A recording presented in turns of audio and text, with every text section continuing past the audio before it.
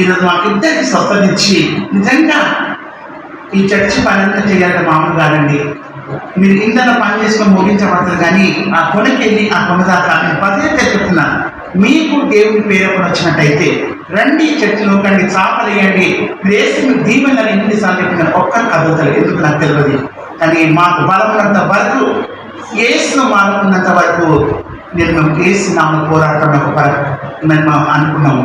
నన్ను పాస్టర్ కానీ నేను కానీ ఆయన శక్తి బట్టి, ఆయన బలం బట్టి మేము ముందుకు సాగుతున్నాము. ఎవరో వస్తారు, ఎవరో చేస్తారని ఎవరిని నేను ఆధారంగా నేను ఎందుకు చెప్తున్నా అంటే, మీకు ప్రేరణ వచ్చి నేను చర్చ పనంతా చేస్తా, నేను క్లీన్ చేస్తా అంటే మీకే దీవెనలు. అన్ని పనులు చేస్తున్నాను, జీతం తెచ్చుకుంటున్నాము, కానీ దేవుని పని తీసుకుంటే నీకు దీవెనలు వస్తాయంటే హల్లెలూయా. కదా నువ్వు బయట పని చేస్తే ఏమొస్తుంది, నీకు జీతం వస్తుంది, కానీ చర్చిలో పని చేస్తే నీకు ఆరోగ్యం ఇస్తుంది, దీవెనలు ఉంటాయి. మరి ఎవరమ్మా ఇదంతా ఎవరు చేసిందంటే వాళ్ళ మీ ఫ్యామిలీ చేసిందని అది పేరుకుంటారు, ఉండిపోతుంది అన్నమాట. హల్లెలూయా. మరి చదువుకుందామా, వాక్యం కడికి వస్తామా, పరిశుద్ధ గదిలోకి వెళ్ళి మరి నీతో నాతో మాట్లాడినట్టు నిజంగా మరి నిజమైన ప్రేమ ఎవరితో కలిసి చూద్దాము. సామెతలు 17:17 వచ్చి చూద్దాము.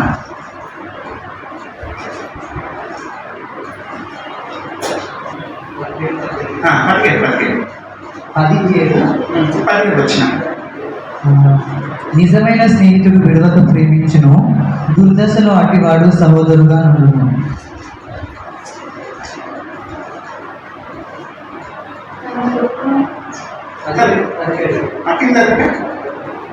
తన పొరుగు వారికి జామీను ఉండి పూటపడువాడు తెలివి మాలినవాడు, కలహప్రియుడు దుర్మార్గప్రియుడు. తన వాకిళ్ళు ఎత్తు చేయవాడు నాశనం వెతుకువాడు, కుటిల వర్తనుడు మేలు పొందడు, మూర్ఖముగా మాట్లాడువాడు కీడులో పడును. బుద్ధిహీనుని కనిన వానికి వ్యసనము కలుగును, తెలియలేని వాని తండ్రికి సంతోషము లేదు.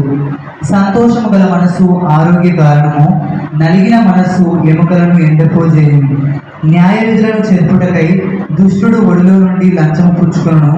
జ్ఞానము వివేకము గల వాని ఎదుటనే ఉన్నది, బుద్ధిహీనుని కన్నులు బుద్ధిగంతముల్లో ఉండును. బుద్ధిహీనుడగు కుమారుడు తన తండ్రికి దుఃఖము తెచ్చును, తన్ను కరినదానికి అటివాడు బాధ కలుగజేయును. నీతిమంతులను దండించడం న్యాయము కాదు, అది వారి యథార్థను బట్టి మంచి వారిని హతము చేయటే. మితముగా మాట్లాడువాడు తెలివిగలవాడు, శాంత గుణము గలవాడు వివేకము గలవాడు. ఒకడు మూఢుడైనను మౌనముగా నిండిన ఎడల జ్ఞాని అని ఎంచబడును, అటివాడు పెదవులు మూసుకునగా వాడు వివేకి అని ఎంచబడును.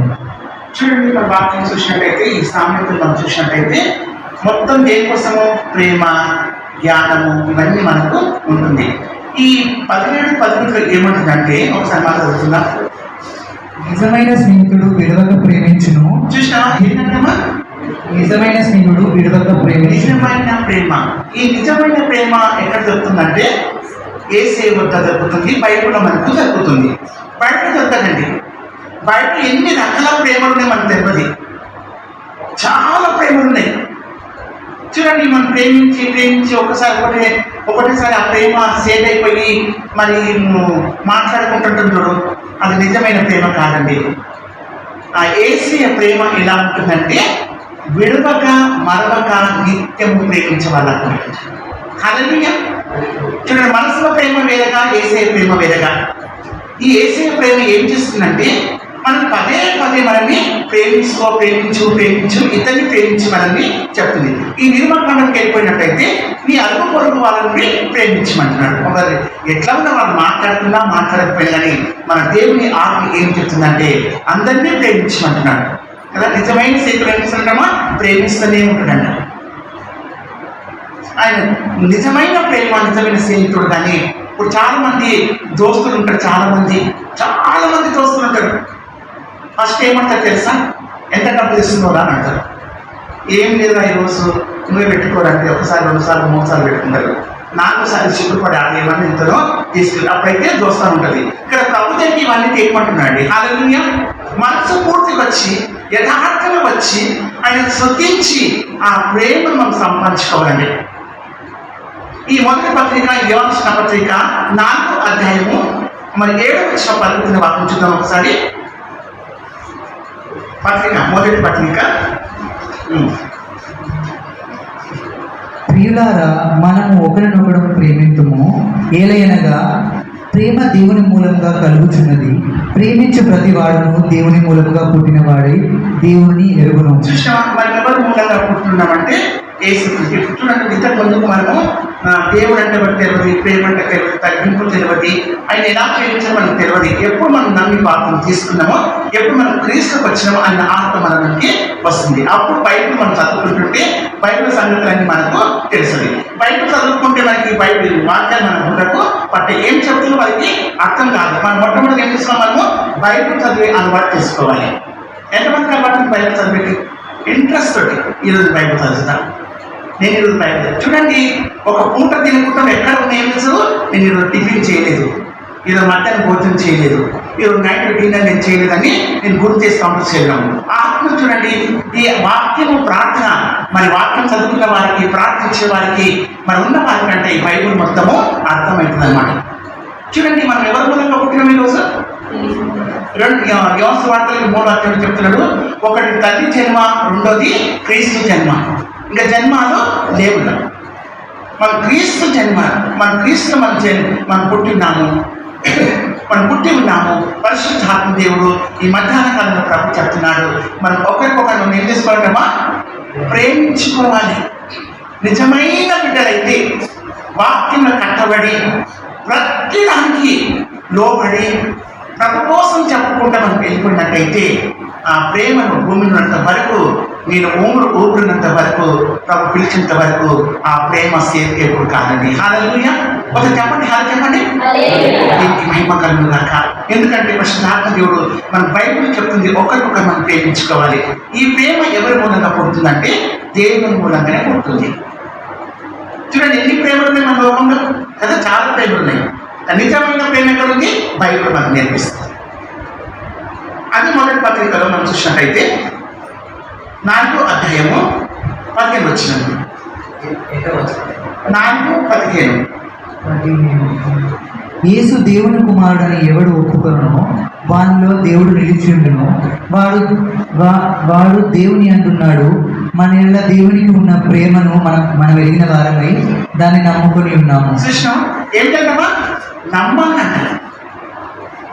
దేవుడు అని ఎవరు నమ్ముతున్నారో అప్పుడు మనకి వచ్చి ప్రేమ ఏంటి, తగ్గింపు ఏంటి, లోకంగా ఏం చేస్తున్నారు, ఆత్మహత్య ఏం చేస్తున్నారని అవన్నీ మనకి ఏం చేస్తాడమ్మా, నేర్పిస్తూ ఉంటాడంట మన దేవుడు, పరిశుద్ధాత్మ దేవుడు. మరి ఇంకో వాక్యం చూసిన 18 చూద్దాం.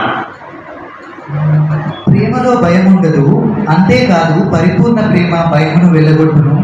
భయము దండనతో కూడినది, భయపడువాడు ప్రేమ యందు పరిపూర్ణం చేయబడిన వాడు కాడు.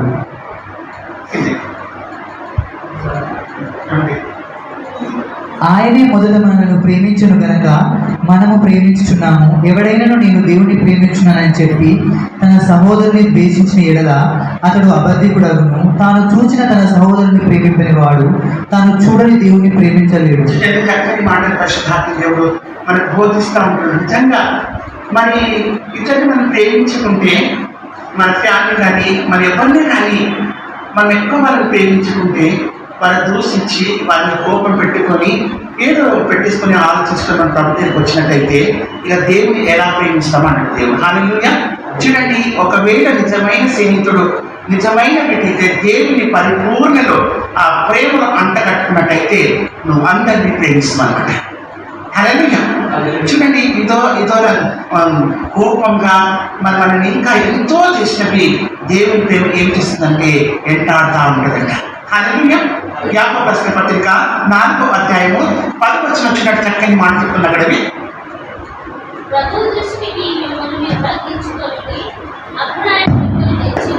చూసాను, ఇక్కడ ఏమంటున్నామా, మనసుల దృష్టి కాదు, వాసన దృష్టి కాదు, ఎవరి దృష్టి కంట? ప్రభు దృష్టికి. యేసయ్య అంటే ఇష్టము, ప్రభు అంటే ఇష్టము, వాక్యం ఇష్టం, అన్ని ఇష్టము. కానీ ప్రభు దృష్టికి మనం ఎలా ఉన్నామో ఒకసారి ఆలోచించుకోవాలి కదా. మన ప్రభు దృష్టికి ఎలా ఉన్నామో ఒకసారి మనము ఆలోచించుకోవాలి. చూడండి, రకరకాల ప్రేమలు చెప్పాను కదా. ఈ ప్రేమ ఏం చేస్తుందంటే ప్రభు దృష్టికి మనంతర మనం తగ్గించుకుంటే మనకి హెచ్చించే వాడిని తగ్గిస్తాడు. అందుకే ఆయన ప్రేమ ఎట్టిదో ఎవరు తెలుసుకుంటారంటే సమర్పణ చేసుకున్న వారు తెలుసుకుంటారు ప్రేమ. వాక్యంలో ఉన్నవారు, ఎల్లప్పుడూ ప్రార్థించేవారు, ఎల్లప్పుడూ ఆయన స్తుతించేవారిని. అందుకే ఈ ప్రేమ మనకు డబ్బు కాదు, మరి ఎంత పెట్ట ఈ ప్రేమ రాదు, కానీ మన విశ్వాసము మనం ఒప్పుకొని వాక్యం తీసుకొని ఆ ప్రేమ మన నుండి వచ్చేసింది. చూడండి, ఒకసారి మనము ఒకరికొకరు మనం ఇక్కడ ప్రేమించుకోవాలని నిజంగా ఆ ప్రేమ మనం దేవుని దగ్గరికి వచ్చినాము అవన్నీ మనం నేర్చుకున్నాము. మన ప్రభు దృష్టికి మనం ఎలా ఉన్నాము ఒకసారి మనము ఆలోచించుకుందాము. ఎలా మనం తగ్గించుకుంటున్నామా లేదా? చూడండి, తగ్గించుకున్నట్టే ఆ ప్రభువు మనం చూసినట్టయితే ఆ పరలోకం నుండి భూమికి దిగి వచ్చి ఆ శిలువ మరణం అంత వరకు ఆయన మనం ఏం చూస్తున్నాం తెలుసా? తగ్గింపు చూస్తున్నాము. హల్లెలూయా కదా, తగ్గింపు చూస్తున్నాము. మరి రెండవది ఇంకేమంటే తెలుసా? సినిమాలో 7 మాటలో ఒక మాట, తండ్రి వారు ఏం చేస్తారు ఎరుగని వారిని క్షమించండి. మరి తెలియదు అని ఎంత గొప్ప మాట, ఆ శిలువ పైన పలికిన మాట ఎంత గొప్ప మాట. చూడండి, మనం అలాగే పలుకుతున్నామా? అలాగే మనం తగ్గించుకుంటున్నామా? అలాగే నామం హెచ్చిస్తున్నామా? మన ప్రేమ బాటలో ఉంటున్నాయి. ఈ 1 కొరింథీ 2 కొరింథీ చూసినట్టయితే అక్కడికి ప్రేమ కోసమే ఉంటుందన్నమాట. ఈ ప్రేమ ఏం చేస్తుందంటే అందరినీ ప్రేమించి. చూడండి, ప్రేమ అంటే భయం ఏం చేస్తుందంటమ్మా? వెళ్ళగొట్టేస్తుందంట. ఇప్పుడు సుచితుడు పోవన్నవద్దు అని కమన్ లోపలికి ఇక్కడ రాగానే ఏదో స్వస్థత, ఏదో ఆరోగ్యం వచ్చినట్టు, మందిరం రాగానే స్వస్థత నాకు దేవుడు ఇచ్చినట్టు అవి 3 సాక్ష్యాలు చెప్పింది. హల్లెలూయా! ఎన్ని సాక్ష్యాలు అండి? ఒకటి కాదు, 2, ఒకటి చెప్పండి సరే, 3 సాక్ష్యాలు దేవుడు. ఏం చెప్తుంది అనుకున్నాను కానీ ఎప్పుడు చెప్పలేదు నిజంగానే. ఇది ఫస్ట్ సారి 3 సాక్ష్యాలు. దేనికి మహిమ కలను కాక. అందుకే పరిశుద్ధాత్మ మీరు మధ్యాహ్న కాలంలో మీతో నాతో ఏం మాట్లాడుతుందంటే, మనము మొట్టమొదటి ఏం చేయాలంటే బైబిల్ చదివే అలవాటు చేసుకోవాలి. బైబిల్ అంటే ఎంతమంది ఇష్టమమ్మా? ఇష్టము, బైబిల్ పట్టుకొస్తాము, పెడతాం, కానీ దాన్ని చదివే అలవాటు ఎవరికి లేదన్నమాట. హల్లెలూయా! ఎంతమంది ఇష్టం బైబిల్ తీసి చదవాలని, రోజు నేను ఇంట్రెస్ట్ చదవాలని ఎంతమంది ఇష్టము? బైబిల్ అంటే ఎంతమంది ఇష్టము కదా? బైబిల్ చదివితేనే జ్ఞానవంతులుగా, బుద్ధిమంతులుగా, ప్రేమ, కనికరము, బైబిల్ ఏమేమి సంగతులు ఉన్నాయో నేను నీకు తెలుపుతా. ఇర్మియా 33:3 చూసినట్టు చక్కని మాట చెప్తున్నాడు అక్కడ. చూడండి, మనం మొరపెట్టే అలవాటు చేసుకోవాలి. మనం మొరపెట్టకుంటే, ప్రార్థించుకుంటే మనం ఏమీ పొందుకోలేము. మనం దీవించబడలేదు, ఆశ్రయించబడలేదు. మనం మొరపెట్టుకోవాలి దేవునికి. ఆపదలు, కష్టంలో, దుఃఖంలో, బాధలు, శ్రమలు అన్ని విషయంలో నీకు ఎప్పుడు టైం ఉంటే చాలా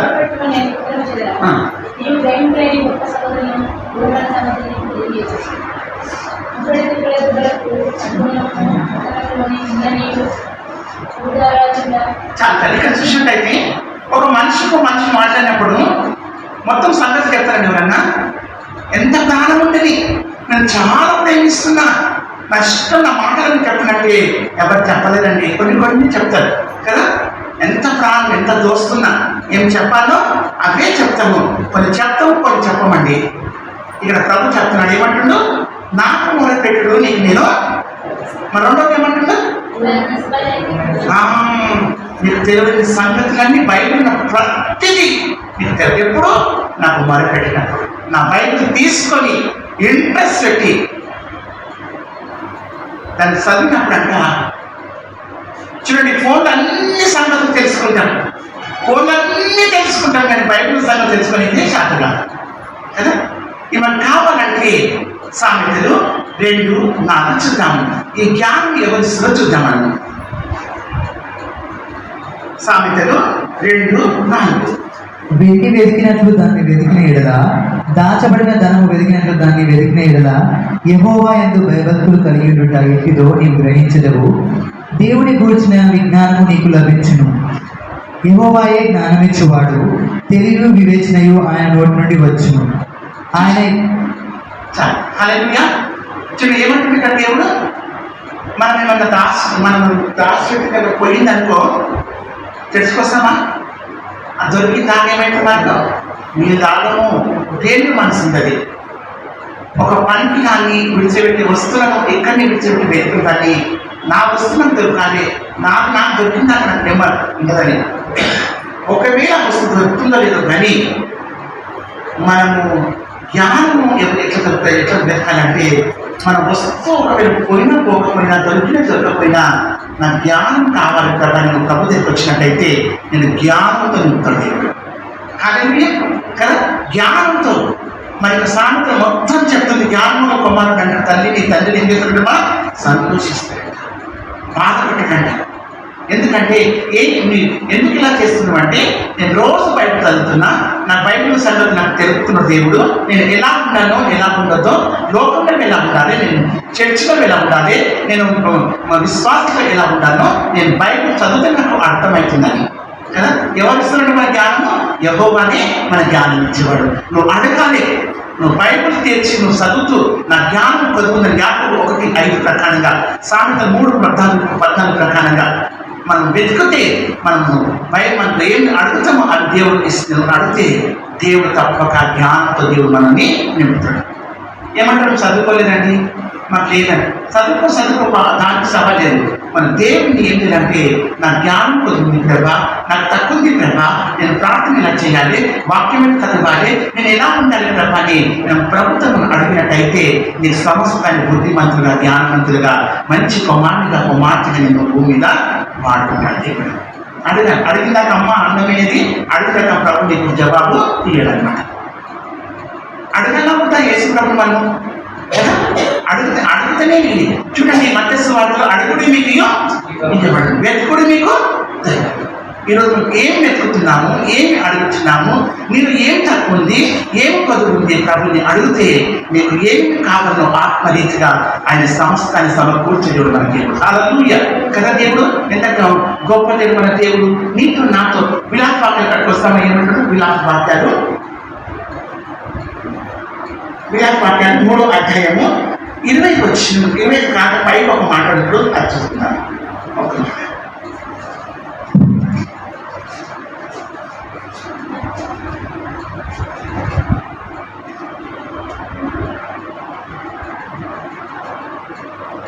నాకు బలము ఉడిగినని అనుకుంటుని 20 ఎడతెగక నా ఆత్మ వాటిలో జ్ఞాపకం చేసుకొని నాలో కృంగి ఉన్నది, అది నేను ఇంకనో జ్ఞాపకం ఉన్నది కదా, నేను దీన్ని జ్ఞాపకం చేసుకునగా నాకు ఆశ పుట్టుచున్నది.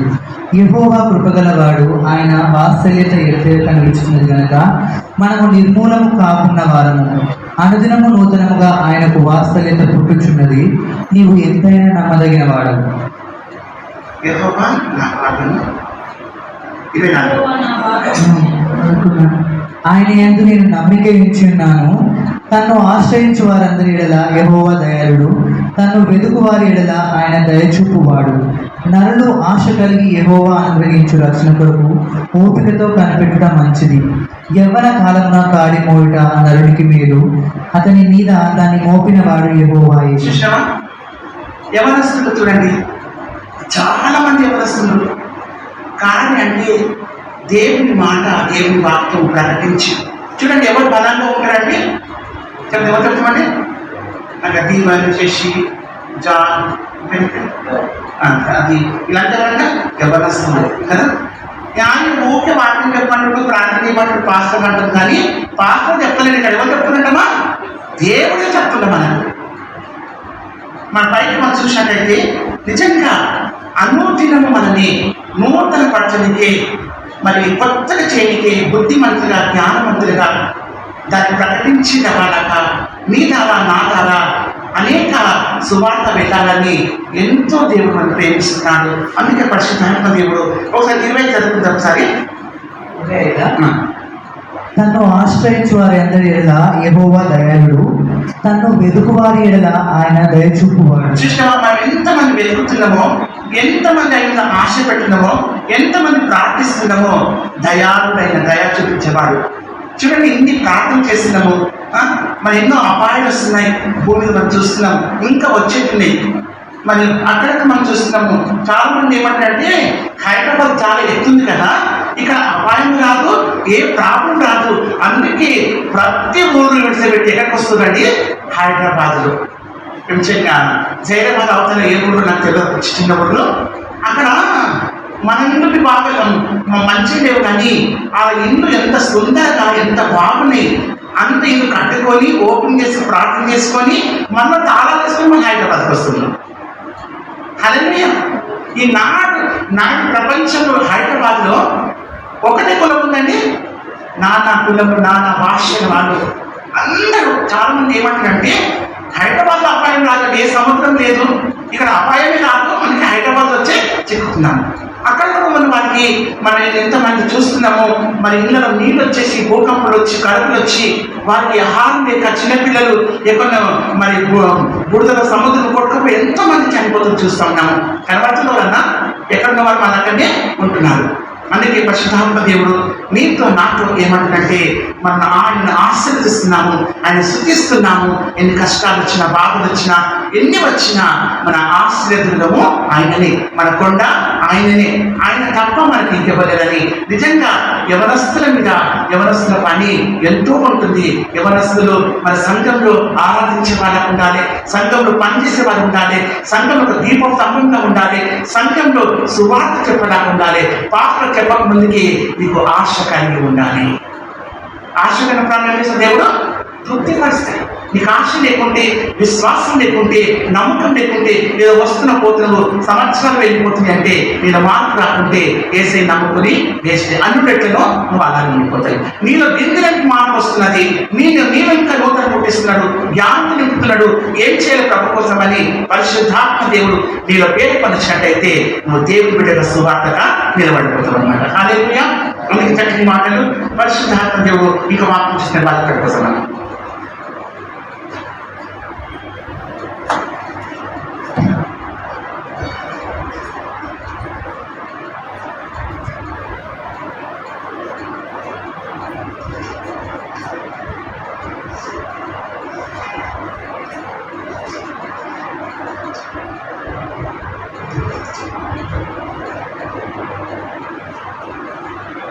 అది కీర్తన చదువుతున్నాం సరే.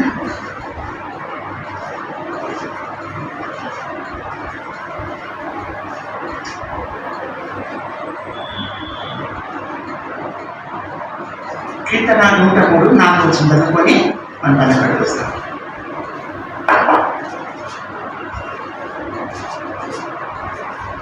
కీర్తన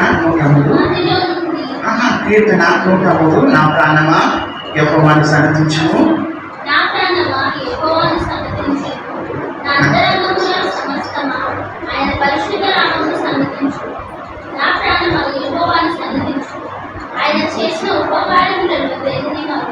చాలు కదా. చూడండి, మన విషయంలో ఈరోజు మనం బ్రతికి ఉన్నామంటే ఎవరి కృపమ్మా? దేవుని కృప. మన సత్యం నుండి ఎన్నో మేలు చేసినాడు. ఒకసారి నా వరకు ఎన్నో మేలు చేసిన నేను ఏమి చెల్లిస్తాను. ఇరిగిన నలిగిన హృదయంతో దేవునికి స్తుతి ఆత్మ చేయము, నీ దేవునికి మొక్కుబడులను చెల్లించు. ఆయన పలుకులు అడిగే దేవుడు కాదండి, నీ హృదయంకి వెళ్ళి స్తుతి అడుగుతున్నాడు, స్తుతి ఆత్మ చేయమంటున్నాడు. అందుకని దావీదు ఏమంటున్నాడు, ఆయన చేసే ఉపకారం దేన్ని మరవకుండా నేను బ్రతికింది ఒక దినం చూస్తుంది, ఒక సాక్ష్యం నన్ను నిలబెట్టుకున్నది నీకు వందనాలు అని మనం చెల్లించుకోవాలి. నాకేం చేసిండు, కాదిచ్చిందా, ఇల్లు ఇచ్చిందా, పనులు ఇచ్చిందా, దాన్ని ఇవి కాదండి. నువ్వు బ్రతికింది దేవునికి ఒక సాక్ష్యం అనమాట. ఈరోజు ఊపిరి తీసుకుంటే ఒక సాక్ష్యం. వారం వెనుక నీ చేయి పట్టుకొని నడిపించి నీ పక్షులు ఎన్ని మేలు చేసిన ఒకసారి గుర్తు చేసుకొని దేవునికి ఏమి చెల్లిస్తావు ఒకసారి. నేను పనులు ఇస్తాను, నీ ఆకలి అప్పిస్తాయి, అవసరం లేదు. నీకన్నా ముందే ఆయన మనలోకి ఏమైపోయాడు, బలి అయిపోతే వాళ్ళను బ్రతికింపు చేసేవాడు. అందుకే కీర్తన మనకోసారి దేవుడు ఆయన చేసిన ఉపకారం బట్టి, అపకారం బట్టి, అద్భుతాలను బట్టి, ఆశ్చర్యాలను బట్టి ఆయనకి ఎన్నో స్తుతులు చెల్లించే వాళ్ళ మనం ఉంటున్నాము. ఈ మధ్యాహ్న కాలంలో మనం ఎత్తుతున్న వాక్యానికి మీరు కట్టి ఫలించి సాక్షించిన కాక